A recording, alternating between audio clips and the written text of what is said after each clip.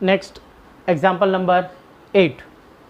Let the function f 1 1 2 3 0 minus 1 minus 1 minus 3 be a function from z to z, and the function fx is equals to ax plus b.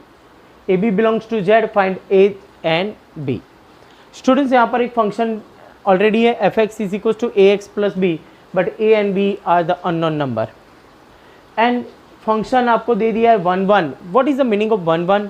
यानी domain is 1 and range is 1, यानी 1 put किया होगा तब आपको 1 मिला होगा. What is the meaning of 2 3? Then substitute 2, we get 3. What is the 0 minus 1? 0 put, we get -1. Okay, तो same -1 and -3. तो स्टूडेंट्स यहाँ पर हम स्टार्ट करते हैं. ये function f x is equals to a x plus B and your f of 1. What is the f of 1? f of 1 means 1. now what is the f of 1? 1 x की जगह पर 1 put करोगे, यानी a plus b is equals to 1. Equation number 1. now second point is the f of 2 is equals to 3.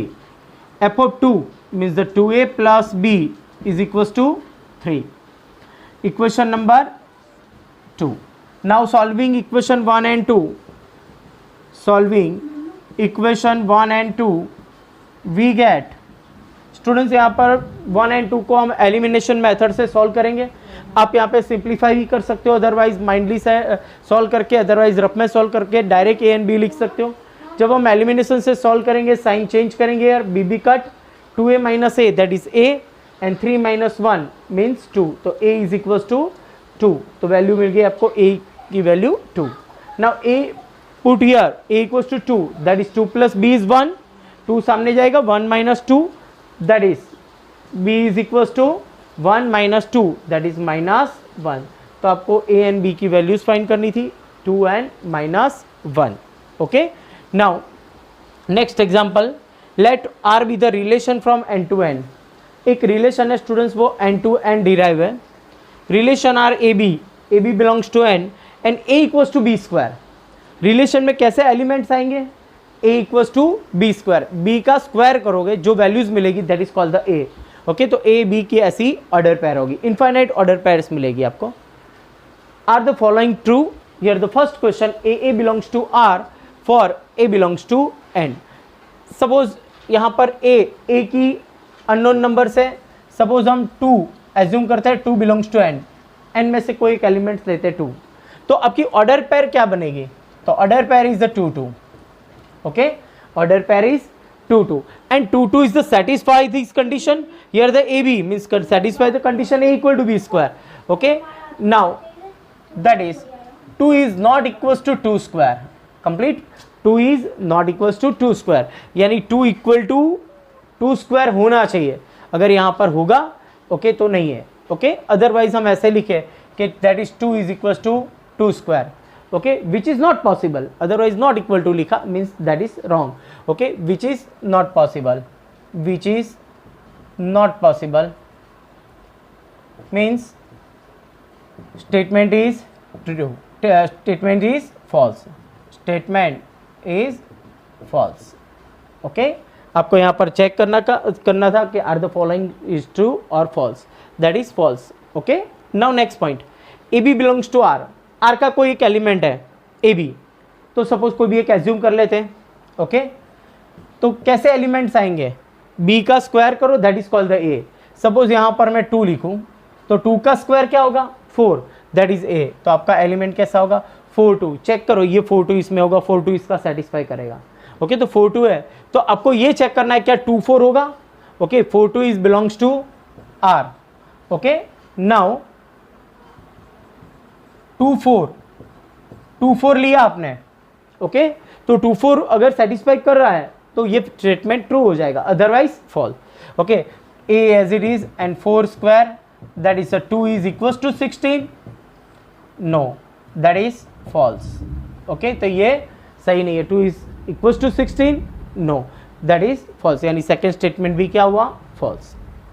Third statement, AB belongs to R, BC belongs to R, then implies AC belongs to R. Students, यहाँ पर जो आपको condition दी है A equal to B square के लिए है.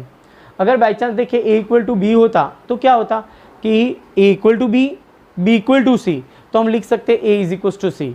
But यहाँ पर ऐसा है कि A B order pair R में है, बी सी भी आर में है, तो ए सी भी होना चाहिए। तो हम सॉल्व करते हैं, A B belongs to R means क्या लिख सकते हैं, A equals to B square. Okay, R में है तो उसको सेटिस्फाई करेगा। B C belongs to R that is satisfy the condition means B equals to C square. Okay, तो आपको क्या चेक करना हो, A equals to C square. अगर A equal to C square हो गया तो थर्ड कंडीशन सेटिस्फाई हो जाएगी। Okay, now that is A equals to B means C square the whole square. Okay, B square reason क्या लिखोगे यहाँ पर, बी की वैल्यू क्या पुट किया आपने, सी स्क्वायर यहाँ पर पुट कर दिया। That is A is equals to क्या मिला, सी रेज टू 4। ओके, यानी आपको क्या मिलना चाहिए, okay, is not equals to A is equals to C square. A equals to C square नहीं है, okay, equals to C square मिलना चाहिए means statement is false. Okay, that is statement is false. Okay, आपको check करना था okay कि statement true है या फॉल्स। तो 1 बाय 1 कंडीशन हमने सॉल्व किया तो वो सेटिस्फाई नहीं कर रहा है। स्टूडेंट्स, यही क्वेश्चन 12th साइंस में first chapter relation and function same name है, उसमें डिटेल्स में ये क्वेश्चंस वहाँ पर होगा। यानी ये जो फर्स्ट स्टेटमेंट है ए, फिर सेकंड ए बी, और फिर ए बी बी सी और सी ए के रिलेटेड, तो वहाँ पर ये जो रिलेशन है it's called the reflexivity. Okay, reflectivity यानी ए यानी उसी का रिफ्लेक्शन है। फिर ए बी अगर ये सेटिस्फाई हुआ दैट इज अ सिमेट्री, और ये जो हुआ ना ए बी बी सी और ए सी वाला that is called the transitivity. Okay, तीनों तीन रिलेशन की कंडीशन है। ओके, तो वो सेटिस्फाई हो रहा है कि नहीं हम डिटेल्स में 12th में चेक करेंगे। अभी ओनली नेम नहीं है बट खाली आपको चेक करना था कि this is the statement is true और false. Okay, next example number 10। Here the set A 1 2 3 4 and set B is the 1 5 9 11 15 16. Here F 1 5 2 9 3 1 4 5 and 2 11 are the following is the true. First question is F is relation from A to B.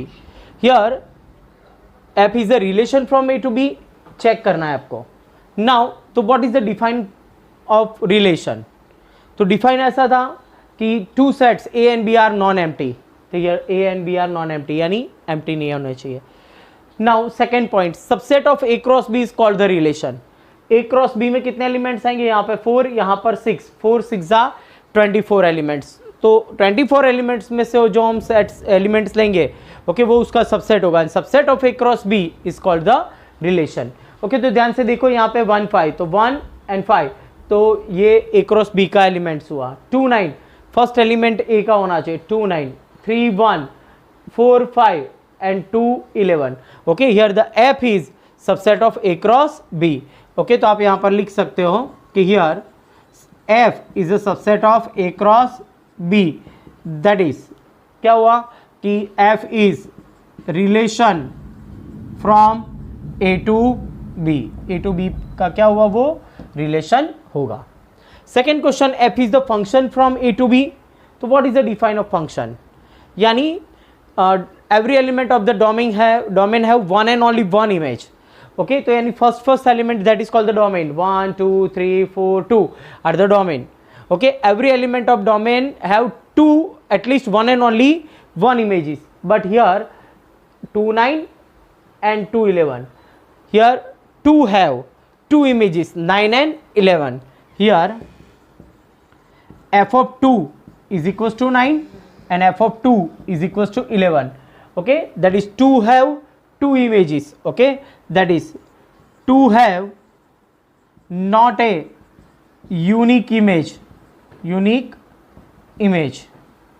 okay, that is f is not a function. okay, तो f a function नहीं है, क्यों, उसकी 2 की 2 images है and every element of the domain of one and only one images. okay, that is f is not a function. okay, now example number 11, let f be the subset of z cross z and defined by the function f ab and a plus b. ab is the domain and a plus b is range. ab belongs to z. if a function from z to z, okay, justify your answer. आपको check करना है this is the function or not. Here the f is derived A B and A plus B and A B belongs to Z, यानी every elements of the domain have one and only one images. Now taking a equals to 0 and b equals to 0, आप a और b को 0 यहाँ पर substitute करते because belongs to Z, तो we get कौन सी ऑर्डर पेयर मिलेगी, 0 into 0 that is 0 and 0 plus 0 that is 0. 0 belongs to z cross z. Okay, now if a equals to 0 and b equals to 1 means here 0 into 1 that is 0 and 0 plus 1 that is 1 is also the belongs to z cross z.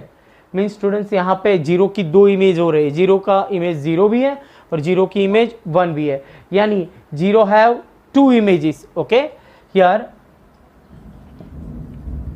0 have, okay, 0 have two images,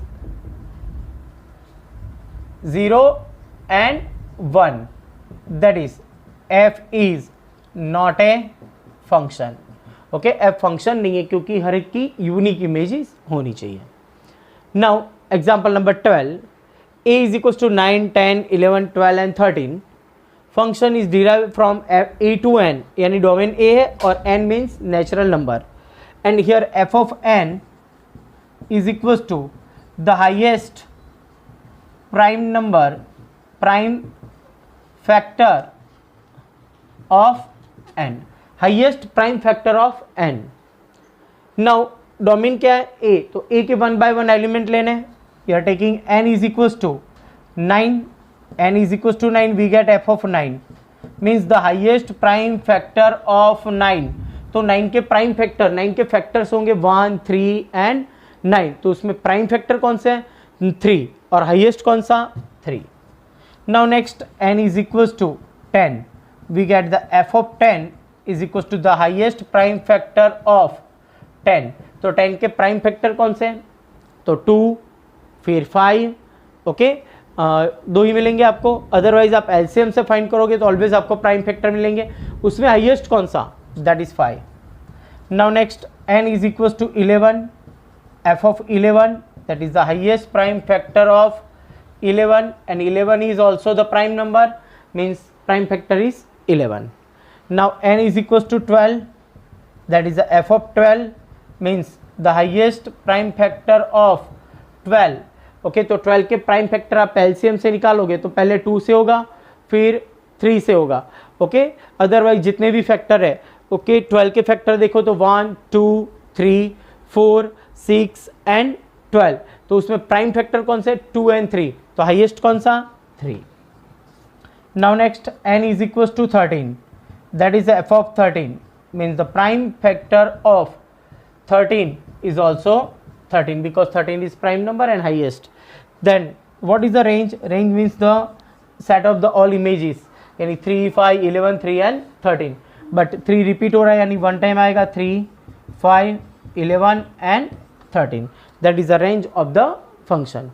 okay, तो students यहाँ पर miscellaneous exercise complete होता है और chapter number 2 भी यहाँ पर complete होगा. Okay, thank you.